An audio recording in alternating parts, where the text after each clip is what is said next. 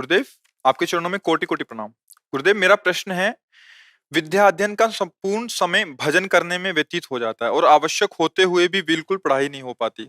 ऐसा गलत गलत बातें हैं, बेकार बात करते हो। विद्या अध्ययन क्या भजन नहीं है क्या? फिर प्रमाद स्थिति में 24 घंटे आप भजन में रहते हैं। फिर गलत प्रश्न मत करो। इससे क्या है, फिर भक्ति पे अश्रद्धा होती लोगों की।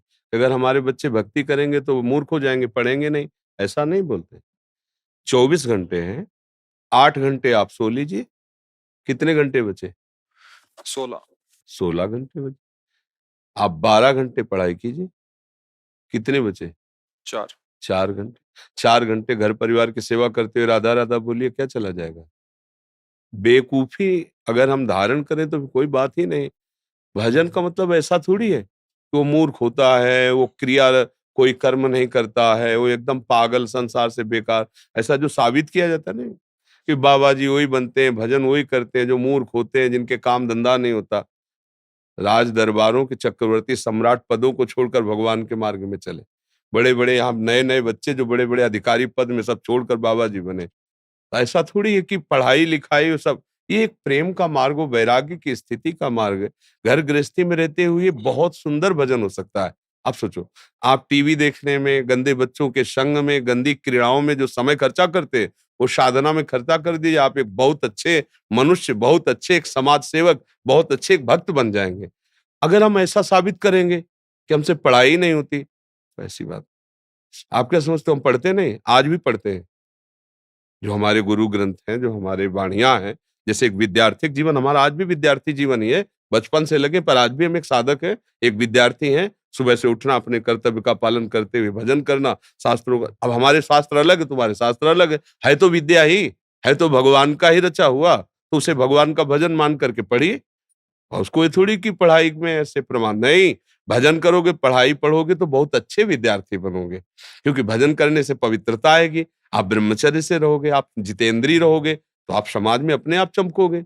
अब गंदे बात की भजन करने से हमारा पढ़ाई में ही मन नहीं लगता, ऐसा बात नहीं। भजन करने वालों का मन ऐसा होता है, जहां लगा दो वहीं लग जाएगा, जिस क्षेत्र में लगा दो उस क्षेत्र में लग जाएगा।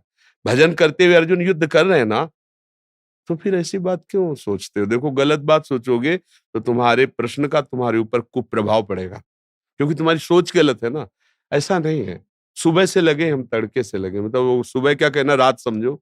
आए 1:30 2 बजे रात्रि होती है ना, 2:30 बजे यहाँ सब भीड़ लगी होती, लाइन लगी होती। अब हमारी दिनचर्या, एक बीमार शरीर है, गुर्दा खराब है, तो लगे हुए हैं। जब तक श्वास है तब तक हम एक साधक की तरह पूरा जीवन लगना है। हर विषय पर ऐसे होता है क्या? कोई भी कार्य ऐसे थोड़ी होता है। ये थोड़ी कि बाबा जी बन गए तो ऐसे बैठे हैं, ऐसे खा रहे हैं। हर संत को आप देखो, उसकी जीवनी देखो, होश उड़ जाएंगे। लोग कहते हैं कि बाबा जी होश उड़ जाएंगे। यहाँ नींद नींद नहीं, यहाँ भूख भूख नहीं, यहाँ जीवन जीवन नहीं, मिट्टी में मिला करके तब गुलजार होता है जीवन, तब जाकर भगवत राज्य में प्रवेश पाता है। तो ये तो साधारण विद्या है, लौकिक विद्या है। इसको पढ़ते हुए क्या हमें परेशानी होती है? हम अपनी बौद्धिक शक्ति का प्रयोग करें। जिधर प्रयोग 9 तक पढ़ा है, साइंस साइड पढ़े हैं। कभी ऐसा नहीं आया कि प्रवादिष्ट जी, गाँव वो स्कूलों में मॉनिटर नहीं बनाए जाते? हाँ, एक बार बोल दिया तो पूरा दिमाग में टेप कर लिया। ज़्यादा उसमें रटने की ज़रूरत नहीं थी। एकाग्रता, पवित्रता, धैर्य, संयम, अपने आप जिस मार्ग में चाहो उस मार्ग में आप बढ़ जाओ। पावर है, जिधर लगा दो। भगवान की भक्ति के द्वारा हम बहुत अच्छे ग्रेजुएट विद्यार्थी बन सकते हैं। हम बहुत अच्छे सर्विसमैन बन सकते हैं। हम बहुत अच्छे किसान बन सकते हैं। हम बहुत अच्छे एक पति बन सकते हैं, एक पुत्र बन सकते हैं, एक सहयोगी बन सकते हैं, एक देशभक्त बन सकते हैं। ये बातें जो कि ये ऐसा नहीं है, ऐसा नहीं है। मतलब ऐसी बातें रखने से क्या होता है, कुप्रभाव पड़ता है। साथियों को, अच्छा भक्ति करने से मतलब पढ़ाई, भैया भक्ति नहीं करनी तो फिर क्या करोगे? गंदे आचरण करोगे। उससे तुम्हारी केवल रटी रटाई विद्या होगी, आचरण तो पवित्र है नहीं। विद्या का क्या प्रभाव होना चाहिए? विद्या विनय ददाति, विद्या विनयम ददाति, विनय देती है, विनय दैन्यता।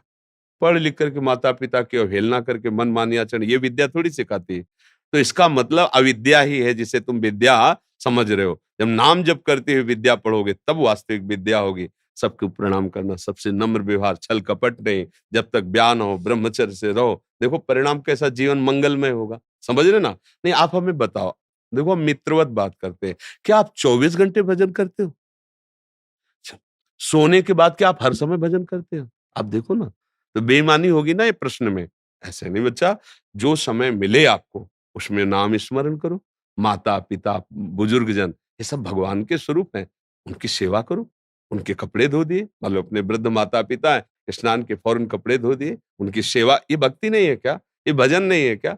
हम आपसे बात कर रहे हैं तो भक्ति ही कर रहे हैं, हम कौन-सा हम लाभ लाभ प्राप्त करने के लिए आपसे बात कर रहे हैं?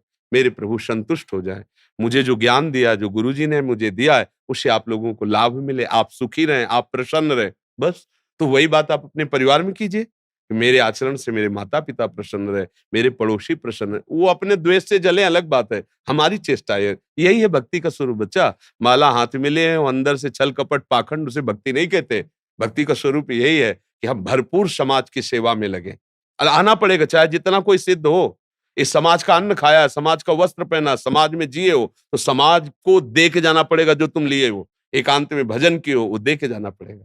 तो हम समाज आए तो समाज सेवा में, आखिरी जीवन का पड़ाव तो इसी में आया ना, तो वो तो आपको आज से ही मिला हुआ है ना। अगर आप अच्छे से करो तो कहीं भागने की जरूरत नहीं है, कहीं विक्षेप की जरूरत नहीं, भगवान का नाम है और सबकी सेवा है, इसके प्रभाव से उत्तम भक्ति को प्राप्त हो जाओगे।